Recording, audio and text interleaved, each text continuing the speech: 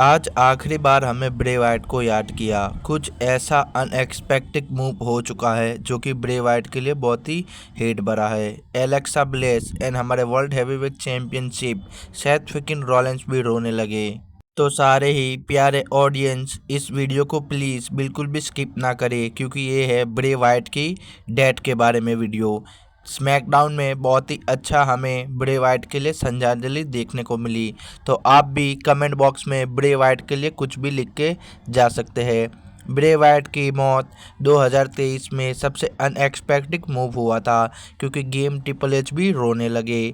तो आइए वीडियो के एंड तक बने रहे।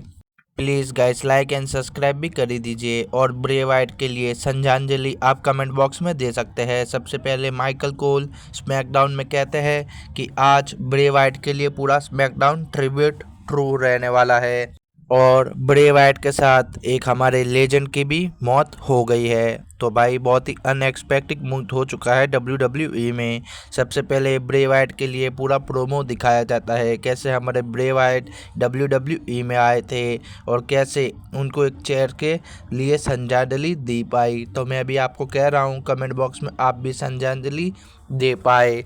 और हमारे लुक हॉडरोल एंड हमारे ब्रॉन स्ट्रोमैन एंड लुक हार्बर्ट ने भी अपने हाथ पे टैटू पड़वा लिया है, जो कि एक फायरफ्लाई का है। और हमारे जो ब्रे वाइट है उनका शुरुआती टाइम में भी वीडियो दिखाया गया कि कैसे हमारे ब्रे वाइट WWE में आए और एक धमाकेदार उनकी फैक्शन बनाई, और जो कि वो फैक्शन आज के लिए भी WWE के लिए ड्रीम फैक्शन है। और हाँ, इनकी फैक्शन किसी के सामने भी अड़ नहीं पा रही थी, और इसलिए WWE ने उनको कुछ और मेजर इम्प्रूव किया और उनके सामने द शील्ड को भी लगा दिया ब्रे वाइट की फैक्शन के सामने, जो कि आइकॉनिक रहा था उस टाइम के एरा में। और द अंडरटेकर के सामने भी ब्रे वाइट को जब लड़ाया गया, हाल ही में तो अंडरटेकर ने भी उनके लिए इंटरव्यू दिया है। भले ही रेसलमेनिया में वो हार गए थे अंडरटेकर से, पर उनको ये मोमेंट मिल पाया, और WWE फैन बहुत ही ज़्यादा चाहती थी हमारे ब्रे वाइट को। तो कमेंट बॉक्स में ब्रे वाइट के लिए कुछ भी कैप्शन में ज़रूर लिखिए।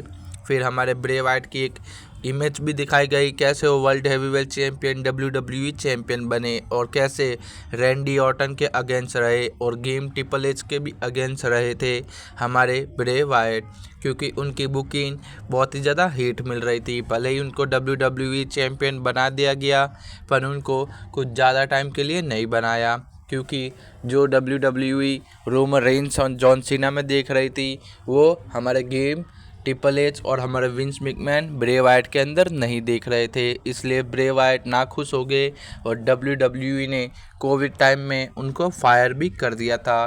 फिर उसके बाद हमारे गेम ट्रिपल एच आए, और सभी फैन की वजह से हमारे ब्रे वाइट वापसी आ गए, और ब्रे वाइट वापसी आके बहुत ही धमाकेदार अपना रिटर्न किया। फिर अपना रिटर्न करते ही मैच भी ब्रे वाइट ने खेला हमारे WWE में। ब्रे वाइट WWE से इंजर्ड भी हो चुके थे, क्योंकि उनको रेसलिंग में ज़्यादा मूव नहीं लगा पा रहे थे।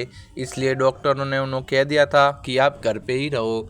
फिर बहुत सालों बाद हमारे ब्रे वाइट घर पे रहते हैं, और उनका फील्ड का भी कैरेक्टर दिखाया गया। जैसे हमारे फील्ड बने थे ब्रे वाइट, ऐसे तो फील्ड का कैरेक्टर WWE फैन को बहुत ही ज़्यादा अच्छा लगा, क्योंकि WWE में ऐसा धमाकेदार अंडरटेकर से भी नेक्स्ट लेवल पर डरावना लग रहा था फील्ड का। फिर फील्ड हमारे अनडिस्प्यूटेड चैंपियन भी बन जाते हैं, जो कि यूनिवर्सल चैंपियनशिप थी। फिर उसके बाद स्मैकडाउन में दिखाया गया कि सारे ही फैन बहुत ही ज़्यादा रो रहे थे, और हमारे world heavyweight championship Seth freaking Rollins अपना प्रोमो कट करते हैं और कहते हैं मेरे ब्रदर से जैसे थे हमारे ब्रे वाइट, और मैं उनको अपनी लाइफ में कभी भी नहीं भूलूंगा और उनके लिए ट्रिब्यूट ज़रूर देता रहूँगा। फिर उसके बाद एलेक्सा ब्लेस को भी दिखाया गया, क्योंकि एलेक्सा ब्लेस उनकी सबसे ज़्यादा अपने हील में बहुत ही ज़्यादा जचती थी। फिर स्मैकडाउन के मेन इवेंट में LA नाइट एंड हमारे फिन बैलर का मैच दिखाया गया, क्योंकि आखिरी अपोनेंट LA नाइट ही थे ब्रे वाइट के, और हमारे लास्ट जो कि शुरुआती टाइम में अनडिस्प्यूटेड चैंपियनशिप के साथ लड़े थे हमारे फिन बैलर, उनको रखा गया मेन इवेंट में।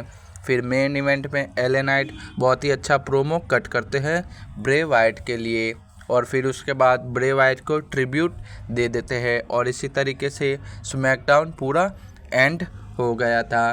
तो भाई मैं आपको भी कह रहा हूँ, कमेंट बॉक्स में आप भी ब्रे वाइट के लिए कुछ ना कुछ कैप्शन में लिख के जाना, उनको ट्रिब्यूट ज़रूर देना हमारे ब्रे वाइट को, और शेयर भी ज़रूर कर देना एंड लाइक सब्सक्राइब का तो आपको करना ही है। ये बात 2023 की थी।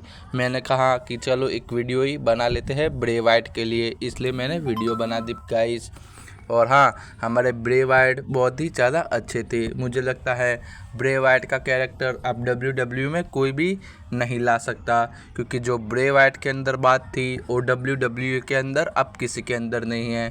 क्योंकि विंस मैकमैन भी जानते थे सिर्फ ब्रे वाइट ही एक ऐसा रेसलर है जो कि WWE में भविष्य के लिए आगे बढ़ सकते हैं, पर ऐसा नहीं हो पाया और ब्रे वाइट की अनएक्सपेक्टेड डेथ हो गई गाइस। और हाँ, आपको बताइए क्या ब्रे वाइट का जगह कौन ले सकता है WWE में? ऐसे तो अंडरटेकर ले सकते थे, पर अंडरटेकर खुद रिटायर हो चुके हैं WWE में। मुझे लगता है ब्रॉन स्ट्रोमैन एंड हमारे लुक हार्गर WWE में अभी तक रहेंगे और उनको ट्रिब्यूट देते रहेंगे WWE में। और हाँ, हमारे एक ब्रे वाइट के भाई है जो कि अंकल हाउडी कह रहे हैं, और मुझे लगता है वही रिटर्न आ सकते हैं बॉड एलिस, जो कि हमारे ब्रे वाइट के भाई है। अब देखना ये क्या होता है WWE में। मिलते हैं नेक्स्ट वीडियो में तुरंत ही। लाइक एंड सब्सक्राइब जरूर, और ब्रे वाइट का 2 पार्ट आप चाहते हो तो कमेंट बॉक्स में ज़रूर बताइए। धन्यवाद।